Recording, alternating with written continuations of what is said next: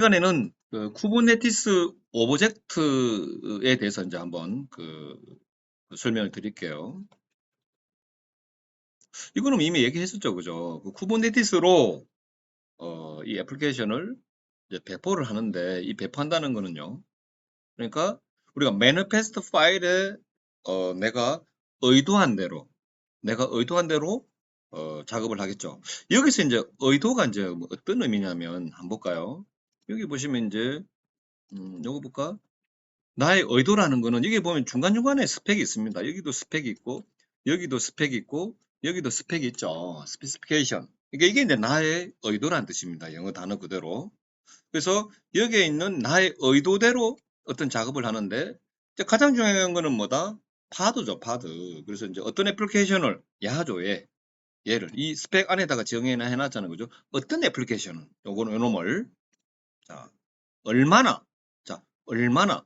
여기 보시면은, 여기 레플리카스가 있는데 오늘 여기까지는 제가 나가기 좀 쉽지 않을 것 같네요. 이론이 좀 하다 보니까 레플리카스가 2잖아. 그러면 야를 몇 개? 얼마나? 두 개를. 두 개란 뜻이죠. 두 개를. 자, 그러니까 똑같은 애플리케이션인데 두 개의 노드에다가 클러스터로 이렇게 묶어서 배포하라. 그런 말이겠죠. 얼마나? 그럼 어디에가 나왔다. 자, 어디에를 보면은, 여기 보시면은요, 이게 리소시스 해가지고 있잖아. 리밋 이렇게 돼 있죠. 어디에? 그러니까, 노드들이 있는데, 메모리는 128메가를 써야 될 거고, CPU는 100ms 정도 이렇게 할당할 수 있는, 어떤 여력이 있는, 그런 가용성이 있는 노드에다가, 어디에? 이 말이죠. 그 다음에, 어떤 방식으로 배포할 것인가? 어떤 방식으로 배포할 것인가? 자, 여기 보시면은요. 이게 이제 디플로이먼트라고 있죠. 그지? 얘가 이제 어떤 방식으로 배포할 것인가에 대한 이제 그 답입니다. 이제. 자, 얘가 우리가 이 아까 파드라고 그랬는데 이 파드를 내가 배포를 하는데 기존에 이제 파드들이 뭐 예를 들어서 버전 1이 두 개가 있어요. 내가 버전 2를 배포할 거야. 그러면 자 배포를 하는데 기존에 있던 버전 1을 두 개 다 삭제하고 새로 그냥 두 개를 배포할 것인가? 아니면 그러면 이제 시스템에 어떤 다운타임이 발생하죠. 그러면 고객들이 서비스를 그 시간 동안 못 받잖아. 그럼 이제 기존에 버전 1이 두 개의 파드가 있다면 버전 1에 있는 두 개 중에 하나를 파드를 죽이고 새로운 파드 버전 2 올리고 또 파드 하나 죽이고 또 파드 둘 뭐 이런 식으로 다운타임이 없게 배포할 것인가. 자, 이게 이제 배포 전략이에요. 배포 전략. 그래서 자, 내가 이제 이 야물로 나의 그 의도를 이렇게 이제 내가 이렇게 작성을 할 건데 그 의도라는 것은 그래서 이런 것들이다. 이걸 내가 여러분들이 어떻게 하는지를 이제 앞으로 배우시겠죠. 자, 의도를 정의하는 방법에서 이제 이 쿠버네티스 이제 이 오브젝트에 따라서 자, 이건 오브젝트라 그랬잖아요. 자, 여기에 지금 이제 이것들은 쿠버네티스 카인드 다음에 내가 어떤 종류의 쿠버네티스 리소스를 내가 배포할 것인가. 그 임마가 배포되면 얘가 뭐다? 쿠버네티스, 여기서는 이제 쿠버네티스 리소스라는 용어를 쓰시면 될 것 같고요. 이런 리소스들이 있는데 이걸 배포하게 되면은 쿠버네티스 오브젝트가 되는 거죠. 그래서 정확하게는 쿠버네티스 리소스를 정의하는 거죠. 뭐 리소스, 뭐 오브젝트 정의한다 해도 뭐 꼭 다른 틀린 건 아니겠지만 그럼 이제 표현 방식은 어떻게 한다? 야물 방식으로. 전달은 API 서버 통신하는 방식은 RESTful API 방식이다. 이제 이런 말이죠. 자, 그래서 내가 이 쿠버네티스 오브젝트들이 내가 배포가 되면은 이제 그 EKS 클러스터의 상태를 내가 이제 어떤 결정하게 됩니다. 이제 이 배포된 얘가 그냥 이 클러스의 상태가 되는 거죠. 사용자가 쿠버네티스 오브젝트를 이제 어떻게 정의하냐에 따라 쿠버네티스 상태가 결정이 된다. 그러니까 오브젝트를 이용해서 개발팀의 구조, 배포 정책, 뭐 프로세스를 표현할 수 있다. 그러니까 개발팀의 구조라는 게 저희가 이제 배포를 할 때 이 프로젝트들이 너무 그 넷플릭스는 한 7,000개 정도 된다 그랬잖아요. 그럼 그거를 막 7,000개 그냥 다 배포 그냥 하는 것이 아니라 이렇게 네임스페이스로 또 구분할 수가 있거든요. 네임스페이스로. 그럼 그 네임스페이스로 구분해가지고 각각 구분해도 오브젝트를 배포할 텐데, 그럼 그 네임스페이스 단위가 뭐다? 이제 개발팀의 구조가 되는 거죠. 그러니까. 개발팀인 팀들이 있다. 그럼 팀별로 네임스페이스를 이렇게 나눠가지고 배포할 거 아닙니까? 아까 배포 정도도 말씀을 드렸고. 그래서 쿠버네티스 클러스터를 이용해서 애플리케이션을 배포하고 운영하기 위해 필요한 모든 이제 쿠버네티스 리소스를 쿠버네티스 오브젝트라 그런다. 그지? 리소스를 그런다. 그럴까요? 아까 말씀을 드렸고, 쿠버네티스 오브젝트가 될 수 있는 것들은 어떤 애플리케이션을 하면은 그거는 하드고. 아까 이거 살짝 말씀드렸습니다.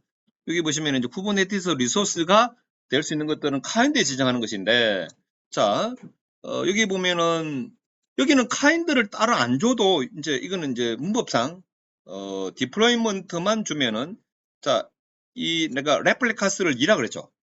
그러면 여기 보시면 이제 이게 이제 파드에서 실행될 컨테이너야.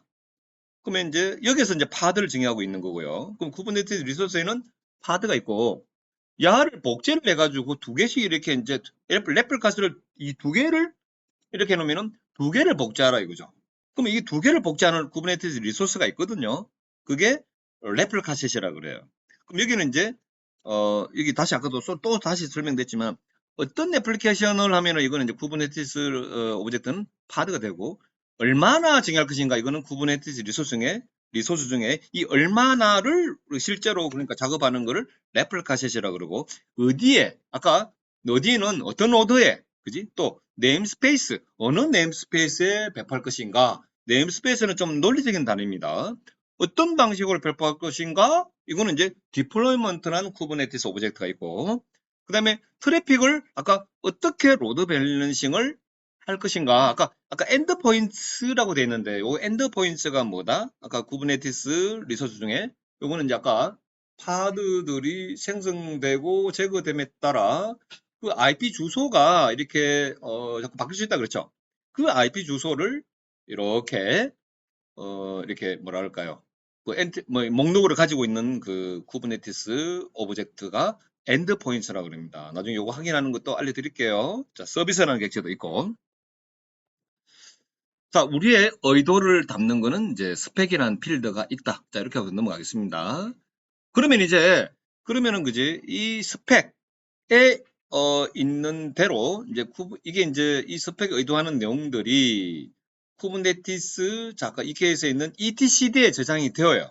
그 마스터 플레인 컨트롤 플레인 안에 있는 etcd에 이제 의도도 저장이 되고 그다음에 야가 그러면 그 의도대로 우리의 목표대로 우리가 이제 그 쿠버네티스에 다 이렇게 배포가 되면 그럼 이제 그 배포된 실행 정보, 현상 정보 이게 스테이터스라는 이제 또 그 뭐 제이슨 오브젝트 형태로 전부 다 저장이 되거든요. 이거 나중에 우리가 이 스테이터스를 확인도 하는 명령어를 한번 또 살펴보도록 하겠습니다.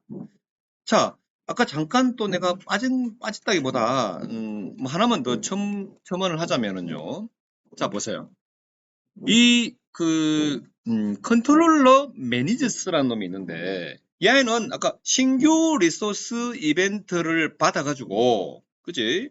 그 추가 리소스 생성 요청만 하는 게 컨트롤 매니저스 하는 역할이 아니에요. 그럼 이건 너무 간단하잖아. 얘가 하는 역할이 뭐냐면 아까 그 스펙, 아까 etcd에는 우리가 원하는 그 어떤 쿠버네티스의 어떤 상태, 그러니까 스펙에 어떤 지정한 상태도 저장이 되고요. 그래가지고 이제 이거 배포가 난 다음에 현재 상태, 실제 상태, 스테이터스 이렇게 두 가지가 있는데 우리의 스펙하고 목표하고 실제 스테이터스하고 달라. 아까 전에 뭐 이런 그 파드가 있는데 리소스를 제거시켜 버렸습니다. 그러면 아까 레플리카스는 아까 우리가 스펙에는 리소스가 3개 있어야 했는데 이 파드가 잘못해서 죽여버려요. 그럼 스테이터스에는 이게 현재 2개야. 그러면 어떻게 해요? 컨트롤 매니저스가 다르네? 그럼 어떻게 하겠습니까? 추가 리소스 생성 요청을 하겠죠. 얘가 할 거 아닙니까? 그죠? 또 할당 받아야 되니까 얘는 계속해서 이제 스펙하고 스테이터스하고 이 두 개의 상태를 계속 일치하도록 이렇게 해주는 역할을 얘가 합니다. 그런 과정에서 이제 얘가 노드가 할당이 필요한 어떤 신규 어떤 리소스에 대한 어떤 이벤트가 있으면은 얘가 아까 작업을 한다라고 말씀을 드렸고요. 이제 아시겠죠? 그죠? 아까는 이거 설명 안 했거든요. 자, 그러면 이제 다시 돌아가서 뭐 거의 다 했습니다. 이제 스테이트 스프레드까지 나온다, 그죠? 그래서 이제 여기도 나오네요, 그죠? 그 사용자가 쿠버네티스 오브젝트 야물 파일을 스펙에다 작성하고 API를 이용해서 요청을 한다. API 서버가 오브젝트 파일의 스펙 파일을 읽고 API 서버가 오브젝트를 생성하는 거는 아니었죠, 그죠? 이제 뭐 그냥 그렇게 크게 얘기했고, 그래서 쿠버네티스 컨트롤러 매니저가 아까 방금 말씀드렸죠. 요 스펙하고 스테이트를 비교하면서 계속 조정하고 상태를 업데이트한다. 이제 아까 방금 요거는 제가 말씀을 드렸습니다. 자, 넘어가고. 자, 그럼 이제 쿠버네티스의 오브젝트에 아까 야물 파일을 API 서버로 보내는 것도 했지만 이제 그 쿠버네티스 오브젝트 상태를 내가 API 서버를 통해서 조회할 수 있어요. 조회할 때 그 상태 정보는 어디에 저장이 되어 있는 걸 가져온다? etcd에 있는 정보를 읽어서 가져오는 거죠. 자, 여기까지 해서 제가 쿠버네티스 오브젝트에 대한 내용까지 설명을 드렸습니다. 설명 드렸고요.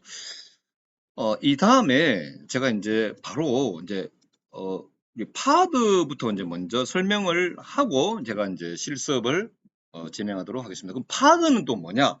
또 중요한 개념인데 파드에 대해서 지금 설명을 드릴게요. 파드는 여러 컨테이너를 그러니까 이 파드, 이 콩, 완두, 그지? 그 안에 이렇게 콩알들이 있죠. 자, 이 콩알들을 이렇게 뭡니까 이제 감싸고 있는 그 콩껍질이 이제 파드입니다. 그러니까 실제 그럼 쿠버네티스의 파드는 안에 콩알이 있는 것이 아니라 뭐가 있다? 컨테이너들이 있는 거죠. 컨테이너들을 하나의 자 여기 보세요. 저희는 이제 여기 보시면은 컨테이너스가 됐잖아. 지금 이제 컨테이너스예요. 안에 그럼 컨테이너스라는 거는 뭐다? 여러 컨테이너들이 있을 수 있다는 얘기죠. 자, 근데 저는 지금 현재 스프링 부트 프로젝트를 우리가 빌드한 이미지 하나밖에 없습니다. 자, 지금 저는 이제 얘가 뭐다? 파드 안에서 실행될 컨테이너가 되는 거죠. 그러니까 원 파드, 원 컨테이너입니다. 근데 여기 컨테이너 안에 뭐 더 있다라고 하면은요, 더 있다라고 하면은 이걸 복사를 해서 뭐 그러니까 똑같으면 안 되겠지만, 그지? 복사를 해서 이렇게 복사를 했어요. 이게 이제 구조는 똑같아요. 그러니까 지금 뭐 예를 들어서 여기는 보드잖아. 그럼 여기는 이제 여기가 만약에 이제 결제다. 여기는 주문이다. 그럼 여기 이제 결제. 그래서 주문하고 결제하고 어찌 하면 이제 이게 라이프 사이클이 같잖아. 주문은 있는데 결제 주고도 안 되고 결제는 있는데 주문 주고면 서비스 못 하는 컨테이너들이잖아요. 이걸 그냥 그럼 하나의 파드로 묶겠다. 그럼 이제 원 파드에 투 컨테이너가 이렇게 가능합니다. 이렇게 이제 가능합니다. 자, 그래서 자, 그러면 노드에는 뭐 노드에 파드가 하나만 배포될 수도 있고요. 두 개가 배포될 수도 있고. 자, 지금은 이제 이게 같은 파드죠. 같은 파드가 여러 노드에 이렇게 하나의 클러스터로 배포됐다라고 보시면 되겠습니다. 자, 그러면 이제 그 파드 같은 경우에 하나의 노드에 이렇게 파드가 두 개가 만들어졌다고 가정하자고요. 이제 파드가 두 개고, 그래서 쿠버네티스는 파드를 생성을 할 때 파드당 유일한 IP를 할당합니다. 그래서 한 대의 서버인데 이렇게 마치 두 개처럼 이렇게 분리 효과가 있다 이 말이고요. 근데 한 파드에는 컨테이너가 두 개가 있을 수 있습니다. 한 파드당 두 개의 컨테이너가 실행될 수 있는데 이때 얘네 이 컨테이너들은요 이 IP 주소를 이 사설 IP 주소를 두 개가 컨테이너가 공유를 합니다. 자 그래서 이제 그렇잖아요. 지금 내 노트북에 있는데 브라우저 2개 띄우잖아. 그러면은 그지 뭐 응답을 받을 때 이 2개의 브라우저는 IP 주소는 공유를 하는 거잖아, 그죠? 새로 뭐 어떤 할당받는 게 아니고. 자, 그래서 막 그렇듯이 자, 원 파드에 있는 각각의 컨테이너들은요. 근데 포트 번호는 달라야 돼. 자, 여러분들 노트북에 브라우저 2개 띄워가지고 하나는 네이버, 하나는 뭐 한메일로 갔다. 그러면은 얘네들은요 이렇게 요청할 때 주고받을 때는 뭡니까? 둘 다 IP 수준 같지만 포트 번호가 틀리게 할당이 되죠. 그래서 얘네들도 뭐 대충 그런 개념을 보시면 됩니다. 컨테이너는 포트 번호가 달라야 된다. 충돌하면 안 돼요. 그리고 이제 이 원파드에서 지금 이제 호스트 쪽에 있는 어떤 저장 공간을 쓴다. 독할 때 하셨잖아요. 독할 때 볼륨을 저희가 배웠습니다. 왜냐? 우리가 EC2에서 우리 컨테이너를 실행하게 되면은 컨테이너는 뭡니까? 우리가 실행하게 되면은 컨테이너 레이어는 그냥 메모리상에 존재하는 거죠. 그리고 컨테이너 그냥 이렇게 종료시켜 버리면은 그 컨테이너에서 지금 생성된 어떤 여러 가지 정보들이 다 날아갑니다. 그래 안 날아가게 하기 위해서 어떻게 했습니까? 호스트 볼륨을 썼어요. 그래서 여기 원 파드에 하나의 파드에 있는 이 컨테이너들은 이 볼륨도 똑같이 얘네들은 공유가 가능하다. 이제 이 말입니다. 자, 이 볼륨 벌써 까먹은 사람도 있을 거야. 다시 한번 보세요. 제가 수업을 했습니다. 자, 그래서 이제 생각해봐요. 이 두 개의 컨테이너들은요. 로컬호스트 10.76.0.113을 이렇게 IP 주소를 할당받았잖아. 그럼 이 두 개의 그러니까 요 파드들은요. 로컬호스트로 서로 이렇게 통신이 가능합니다. 로컬호스트로. 얘는 로컬호스트, 얘 입장에서는 로컬호스트 81 하면은 얘하고 통신할 수 있고, 얘는 로컬호스트 80 하면은 얘하고 통신할 수 있습니다. 할 수 있습니다. 그런데 얘네들은 서로 다른 파드죠. 서로 다른 파드끼리는 IP 주소 가지고 통신을 할 수가 있어요. 내부적으로. 근데 외부, 자, 내가 이제 외부에서 이 안에 있는 10.76.0.113을 이 IP 주소는 이 파드로 연결할 수 있느냐? 안 됩니다.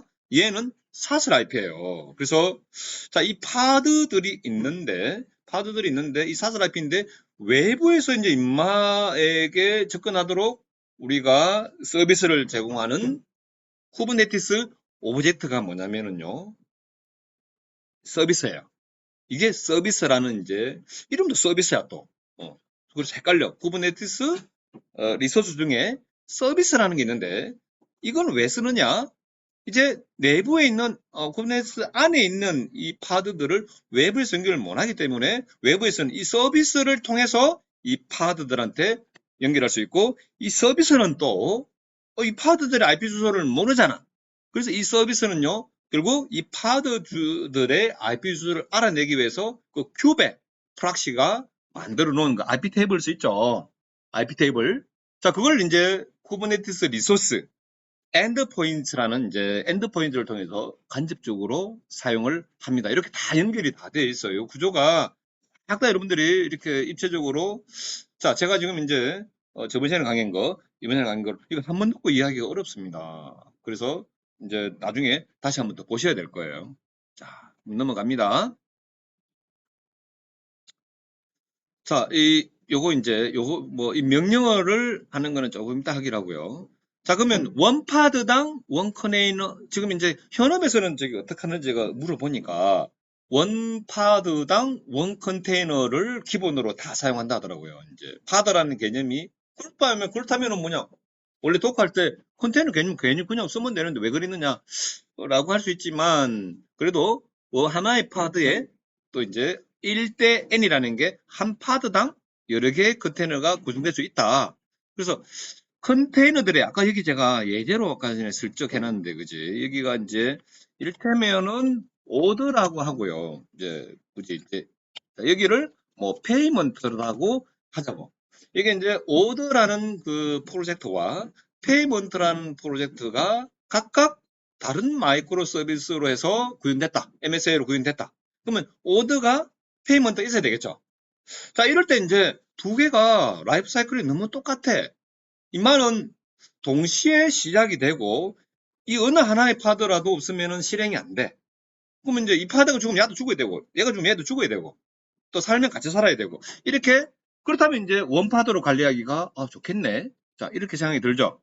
자, 그래서 이제, 파드 라이프 사이클은 컨테이너들의 라이프 사이클하고 같다면은 1대1. 그래서 컨테이너 A가 종료되었을 때 컨테이너 B가, 자, 예를 들어서 야가 종료돼 버리면 야는 필요 없잖아. 야가 종료되면 야도 필요 없잖아. 그지? 서로 의미가 없을 때 이제 이거를 하나의 원파드로 묶을 수가 있겠다 이 말입니다. 이제. 자, 그러면 원파드로 구성해야 될 때 언제나 라이프 사이클이 갖고 서로 죽었을 때 의미가 없는가? 그다음에 자, 예를 들어서 봐봐요. 자, 여기에 이제 이 뭐라 그럴까? 여기는 이제 오더라고 치자. 여기는 이제 뭐랄까요? 웹로그. 그러니까 우리가 웹사이트가 있으면은 하루에 1일 뭐 그 어떤 접속 자 수는 몇 명이고 모바일 뭐 이런 어떤 로그와 관련된 어떤 그 뭐지? MSA 프로젝트 있다고 치자고. 그러면 그죠? 주문 같은 경우에는 막 할인 행사 같은 거 하면은 자, 지금 레플리카스를 저희가 2를 했잖아. 근데 자, 이게 쿠버네티스가 얼마나 좋냐면은요. 이 레플리카스를 그 컨테이너 두 개 가지고는 너무 느려. 컨테이너가 자, 예를 들어서 이제 레플리카스를 2라 해놨다면은 노드 2개 배포됐거든. 그지? 근데 막 이제 어떤 할인 행사 같은 거 하면은 엄청나게 또 폭주할 테니까 야, 노드를 자 이제 우리 쿠버네티스 같은 경우에는 인스턴스도 자동 할당하잖아요. 그러니까 노드를 뭐 갑자기 이제 막 한 200대를 그냥 풀 가동시키는 거예요. 200대의 노드를 팍 가동시키고 자 레플리카스를 200 이렇게 해버리면은 자동으로 그냥 200대의 그 워크노드에다가 쫙 배포까지 자동으로 시키는데 그런데 이 오더하고 로그 입만은 그런 놈이 아니잖아.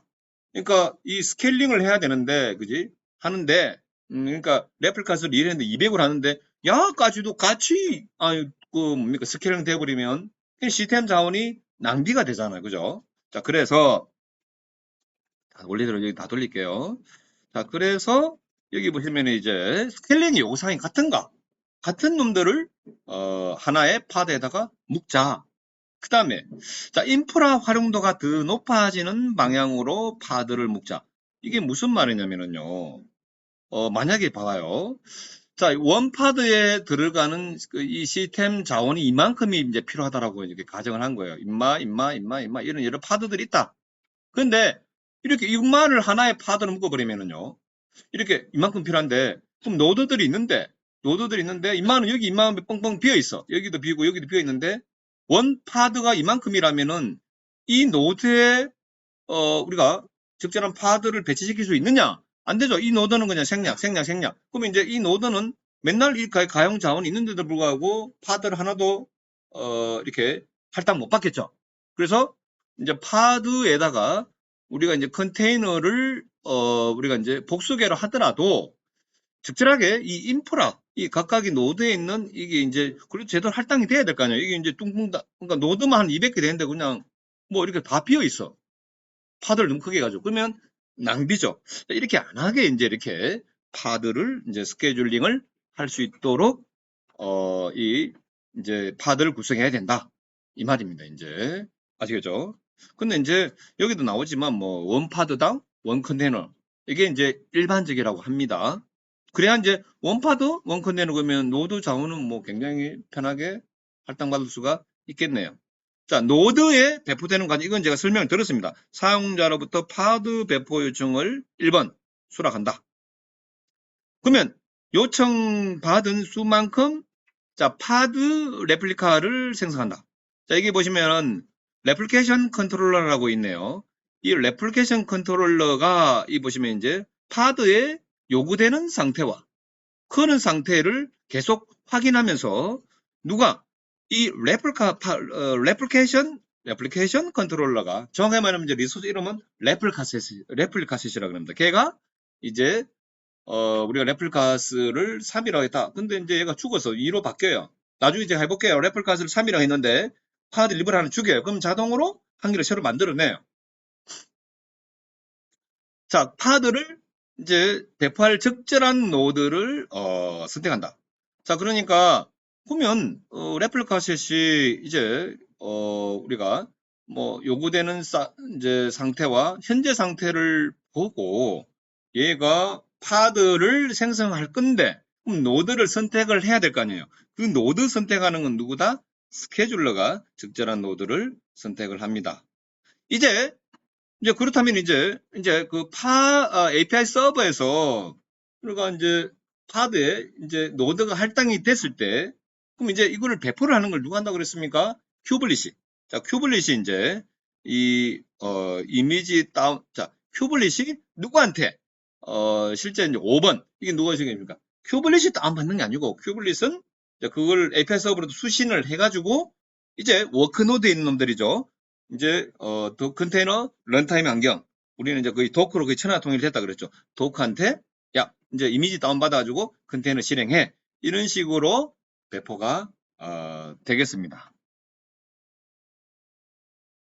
자 이거는 뭐 다 설명을 들었으니까 그냥 넘어가고요. 자 그래서 이제 파드가 나도 모르는 사이에 종료됐다면은 아까도 얘기했지만은 셀프 힐링 기능이 있어가지고 누가 그 큐블릿이 계속해서 어떻게 한다 그랬습니까? 파드에 대해서 헬스 체킹을 하고 죽었다 새로 실행하고 뭐 이런 작업을 한다 그랬죠. 자 그게 파드가 하는 일이고 파드는 외부에서 접근할 수 없다. 그래서 이제 외부에 접근할 수 있는 이 고정적이라는 게 파드는 죽었다 살아도 죽었다 살아면 IP 주소가 바뀌잖아요. 근데 그럼에도 불구하고 이 고정적인 어떤 단일 싱글 엔드 포인터가 필요하다. 이때 이제 뭘 쓴다고 그랬습니까?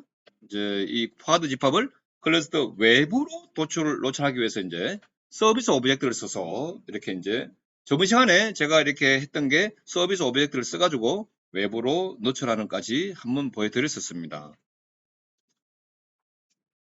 파드는 여러 개의 컨테이너를 포함할 수 있고 하나의 노드에 배포가 됩니다. 파드는 여러 개의 컨테이너를 포함할 수 있고 하나의 노드에 또는 이제 야물 파일로 정해두면은 필요할 때마다 원하는 수만큼 노드에다가 배포할 수 있습니다. 사실 하나의 노드에만 배포되는 거 아니죠, 그죠?